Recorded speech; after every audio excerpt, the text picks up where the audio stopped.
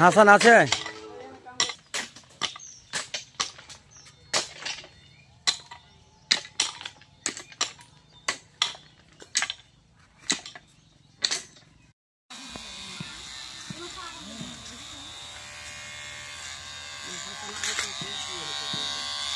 কি অবস্থা? কতদিন চুল কাটা হয়নি গো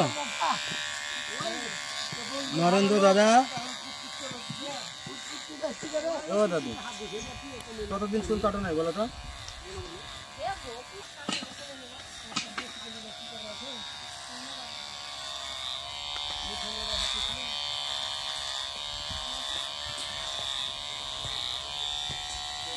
নাম হচ্ছে নরেন্দ্র। বাবার নাম কি? বাবার নাম কি? কথা কয় না। চুল দাড়ি কিছুই রাখবে না, ও হিন্দু লোক। একে তো ময়লা প্রচুর, তারপরে হ্যাঁ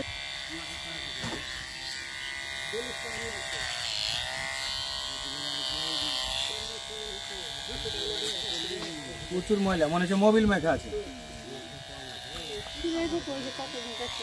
মেশিনও থেমেছে মাঝে মাঝে।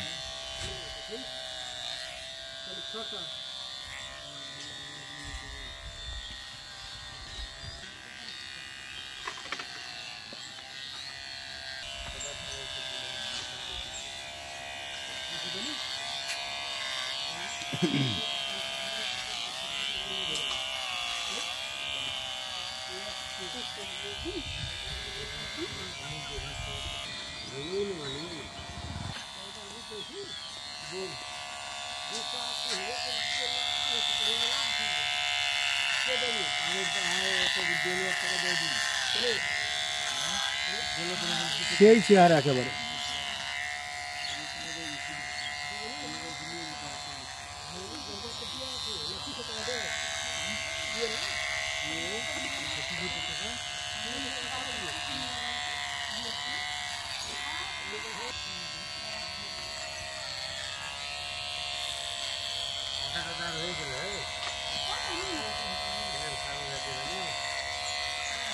আমরা পায় পরিষ্কার শেষে ওনার চেহারাটা দেখাবার চেষ্টা করছি। উনি একজন হিন্দু ধর্মের লোক। বাড়ি হচ্ছে মৌলভীবাজার জেলার কমলগঞ্জ উপজেলায়। তার ভাইয়ের সাথে আমাদের কথা হয়েছে গত 2 দিন আগে, এখনও নিতে আসে নাই।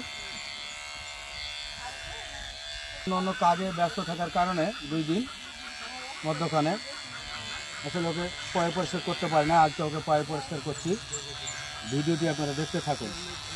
আপনাদের মতামত, আপনাদের পরামর্শ কমেন্ট বক্সে জানিয়ে দেবেন। খুব বাজে অবস্থা শারীরিক, দেখুন।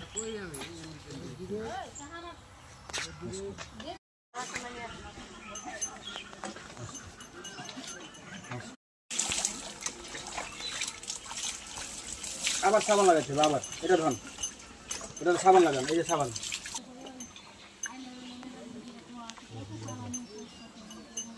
ভালো করে ঘষা দেন।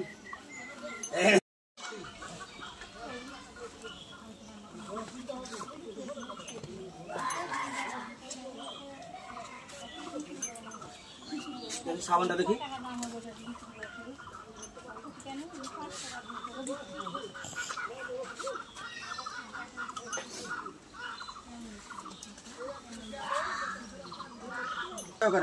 করেন মাথা।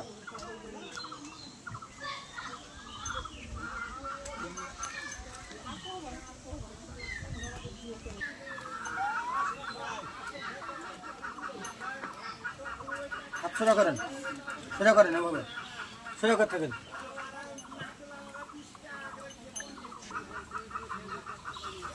খুব ময়লা, একবারে ময়লাতে ভর্তি হয়।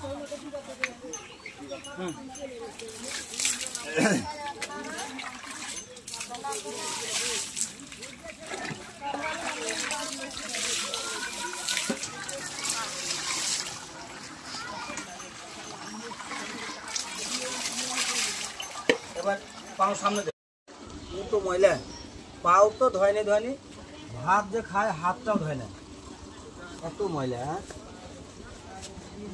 দেখি, হ্যাঁ ময়লার অন্ত নাই।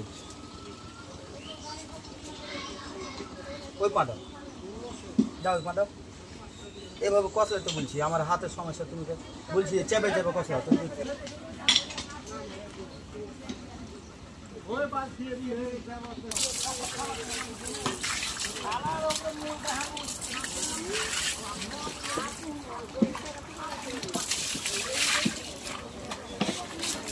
চোখের নিচ যাবে কষলাম, চোখের নিচ বললাম, নাকের খাট কষলাম, নাকটা ঝাড়েন, হ্যাঁ নাকটা পরিষ্কার করেন।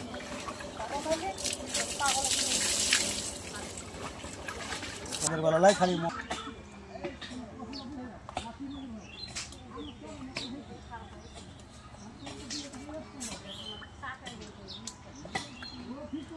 আরো 3-4 বার গোসল করালে ময়লা উঠবে।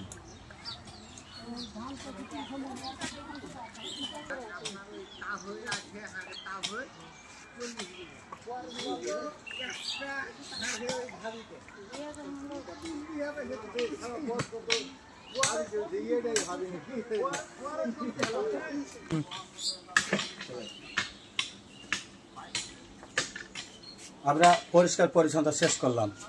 ওর নাম হচ্ছে নরেন্দ্র। বাবার নাম কি? নয়ন মারা গেছে।